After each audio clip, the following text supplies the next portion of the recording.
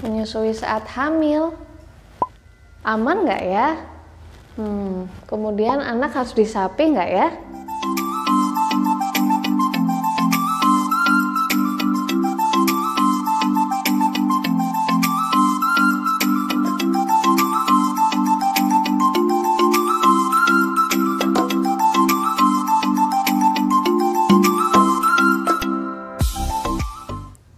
Assalamualaikum warahmatullahi wabarakatuh. Jumpa dengan saya Lailia Hamidah di segmen Harus Fisio, membahas tentang kesehatan dan kebugaran fisik wanita. Di video kali ini, saya ingin sharing pengalaman pribadi saat menjalani NWP atau Nursing While Pregnant, kemudian apa saja tantangan yang akan dihadapi serta kiat mengatasinya. Harapannya semoga bisa bermanfaat dan menjadi penyemangat bagi para moms yang sedang menjalani NWP atau akan menjalani NWP. Terus simak videonya ya.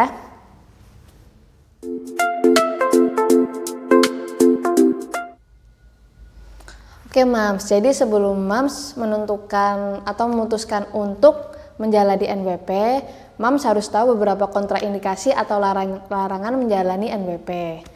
Larangan menjalani NWP ini biasanya seputar kehamilan yang berisiko. Misalnya, yang pertama, ada riwayat keguguran, kemudian ada riwayat pendarahan atau flek, kemudian janin yang dikandung itu kembar 2, 3, atau 4, kemudian hilangnya berat badan saat hamil, dan yang terakhir adalah atas saran dari dokter karena kehamilan yang berisiko tadi ya.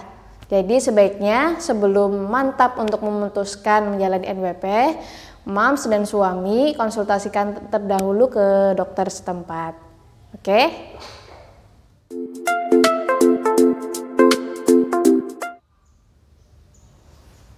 Tantangan apa saja yang mungkin dihadapi saat menjalani NWP?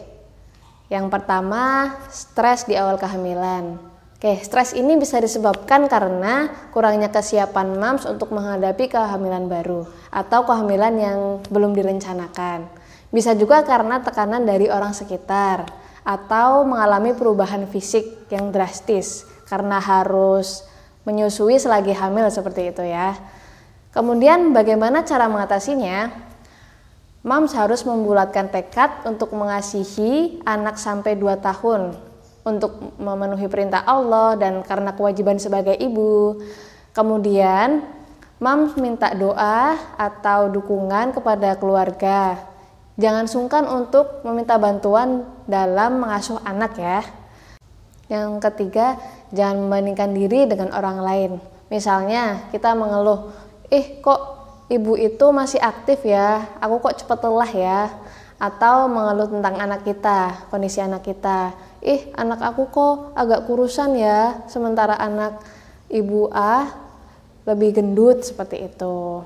Padahal kondisi kita berbeda, soalnya lagi menyusui sekaligus hamil seperti itu. Jadi jangan membanding-bandingkan ya, realistis saja, kita mencoba realistis.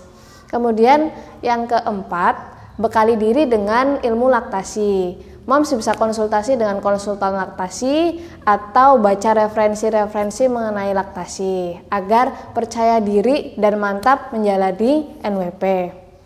Kemudian yang terakhir, insya Allah selama menyusui dan hamil ini, NWP ini kita masih bisa menyusui dan janin yang ada di dalam perut kita masih ternutrisi. Seperti itu.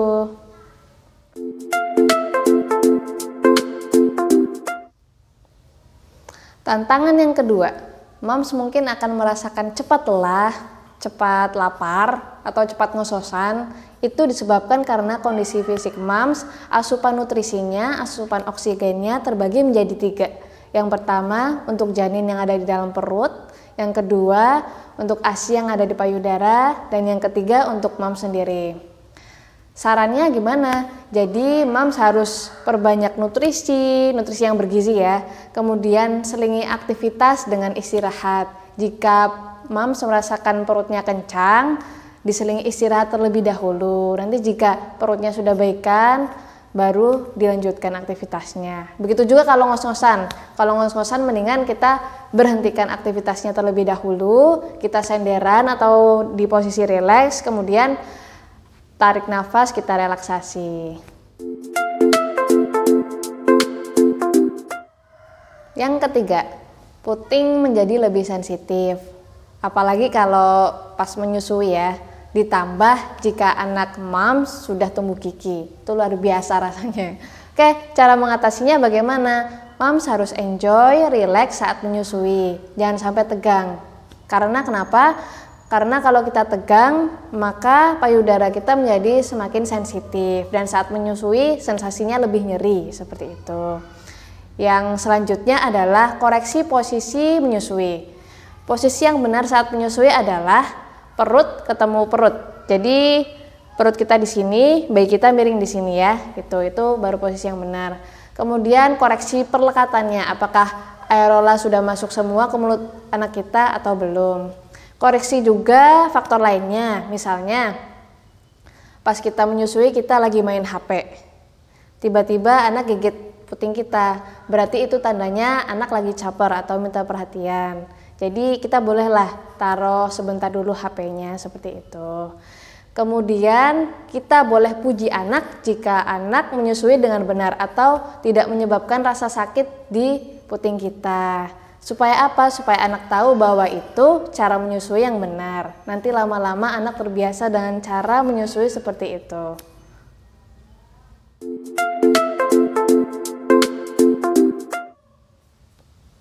Yang keempat, kontraksi ringan saat menyusui.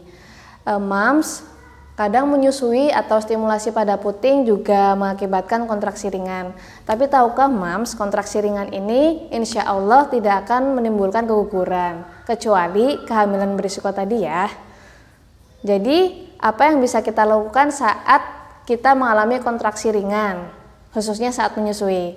Yang pertama, kita bisa hentikan aktivitas menyusui dulu, kemudian ganti posisi, misalnya dari duduk, kemudian kita tiduran. Setelah itu kita tarik nafas ringan atau relaksasi. Jika kontraksinya sudah hilang, kita bisa lanjutkan untuk menyusui. Kalau saya pribadi biasanya cuma cukup ganti posisi, misalnya menyusui dari posisi duduk, kemudian saya ganti posisi menyusui sambil tiduran. Itu biasanya kontraksinya sudah menghilang dengan sendirinya. Kemudian yang selanjutnya, mams bisa mengurangi aktivitas yang memicu kontraksi atau perut kencang ya.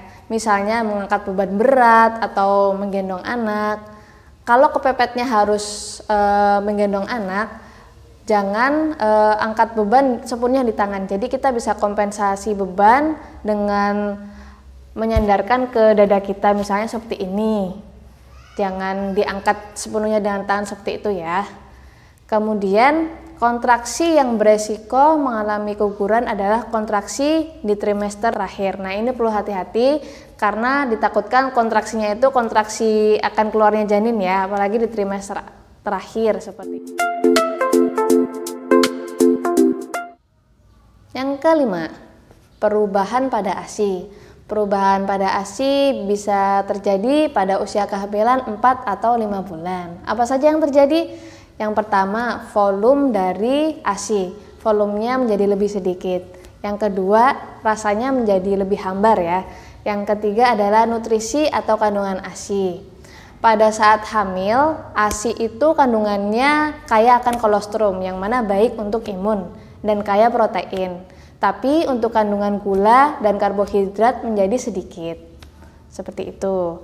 Cara mengatasinya atau cara menghadapinya bagaimana? Mams harus enjoy, harus menikmati kebersamaan dengan anak. Jadi kalau kita enjoy, anak juga enjoy, anak tidak akan masalah dengan perubahan ASI yang terjadi. Jadi anak tidak akan mogok minum ASI. Yang kedua adalah mams harus memberikan lebih banyak perhatian, misalnya ciuman, pelukan, seperti itu. Karena bagaimanapun anak tanpa kita sadari juga merasakan perubahan yang terjadi pada diri kita. Beberapa kasus ada anak yang mogok makan atau mogok ASI. Jadi kita harus tetap memberikan kasih sayang dan perhatian lebih ke anak.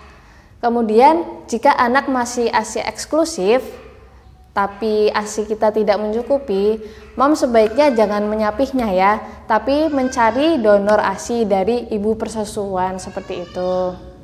Kemudian jika anak sudah MPASI, kita bisa menambahkan tambahan karbo atau gula yang alami seperti kurma pada MPASI-nya. Kalau saya pribadi juga menambahkan lemak tambahan seperti minyak zaitun.